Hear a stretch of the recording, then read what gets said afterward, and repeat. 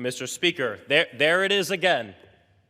From one of the highest-ranking people of the Republican Party on the other side, Working Families Tax Cut Bill. No bill exists. We haven't voted on a bill called the Working Families Tax Cut Bill. We voted on the One Big Beautiful Bill Act. So even one of the guys that's most instrumental in passing this bill, that they're here blatantly lying about, saying that helps working people when it really helps the most rich, wealthy people in this country, he won't even call it by the name.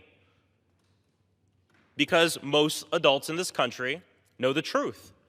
They know that it is the largest transfer of wealth from them to the billionaires, from them to the corporations, from them to people like Donald Trump and his friends. You know, there's something that Ranking Member Garcia brought up that I think is really important. This is the 10th bill this Congress that the Republicans have brought forth focusing on the District of Columbia, focusing on DC.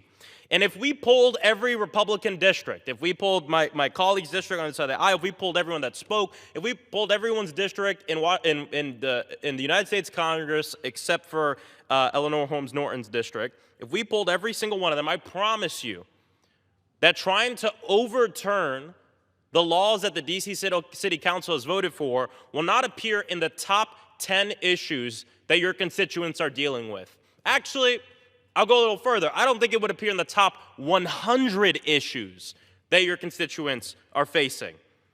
So instead of bringing forth 10 bills to undo democracy for the people of DC, we could have done 10 other things. Instead of bringing forth a bill on DC, we could have done something on housing.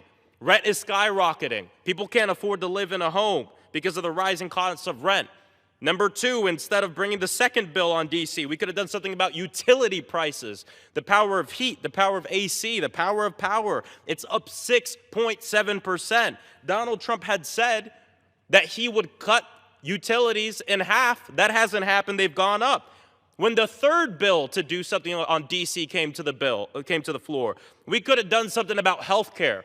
We have a broken health care system in this country, where health insurance companies are making skyrocketing profits. We're paying more. More Americans are dying because they're not rich and because they don't have money. When the fourth bill on DC came to Congress, we could have done a bill to lower grocery prices for Americans. Donald Trump ran saying he'd do something about it. Donald Trump said when he was elected as the President of the United States that he would lower grocery prices on day one. On day one. But grocery prices are up. When the fifth bill came to the House floor on overturning a DC city law, we could have done something on corruption, something on Congress. We could have banned members of Congress from buying and trading stock. We could have done something to put some guardrails on the presidency so no president can make money off of being the president of the United States. We know being president is one of the most lucrative things that Donald Trump has done. We could have handled corruption in the Supreme Court. When the sixth bill came to the House floor on the DC laws, we could have done something on campaign finance reform. We could have ended Citizens United, done something about the fact that corporations and billionaires can flood our elections with unlimited amounts of dark money, essentially trying to change the outcome to elect pawns and puppets to help them for what they want. When the seventh bill came to the House floor on Washington, D.C., we could have done something to maybe rein in ICE, this agency that is going around terrorizing our neighbors. I mean, maybe, just maybe, Renee Nicole Good and Alex Preddy would be alive right now if maybe on the seventh D.C. bill we did something about this. On the eighth D.C. bill, we could have done something to help small businesses, passing legislation, because we do too much to help the big corporations and nothing to help small businesses and entrepreneurs. On the ninth bill that Republicans brought to the floor this Congress, maybe we could have done something on reversing the One Big Beautiful Bill Act that they passed, and we could have taxed the billionaires. The gentleman was saying we're the tax party.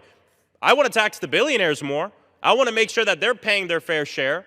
Hell, if a teacher, if a nurse, if someone who works at a grocery store is paying their fair share, how come billionaires aren't?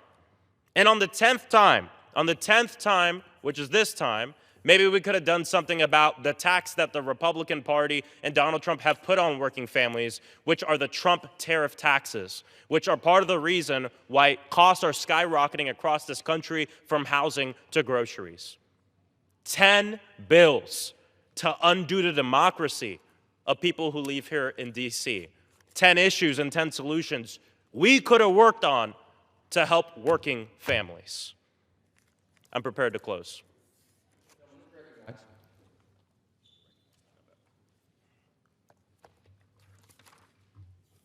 The gentleman from Florida is recognized to close. Thank you, Mr. Speaker. In closing, I encourage all my colleagues in Congress to oppose this joint resolution. Voting no means that we refuse to support this congressional Republican effort to end child tax credit in Washington, D.C. Voting no means that we oppose the fact that Republicans are using important time in Congress that should be spent on making life better, safer, and more affordable for American people instead of attacking the residents of Washington, D.C. with higher prices, lower budgets for the D.C. government to work on school, child care, first responders, health care, and other services.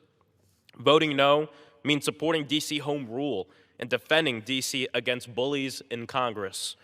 The so-called One Big Beautiful Bill Act is an attack on the working people of this nation and across this entire nation.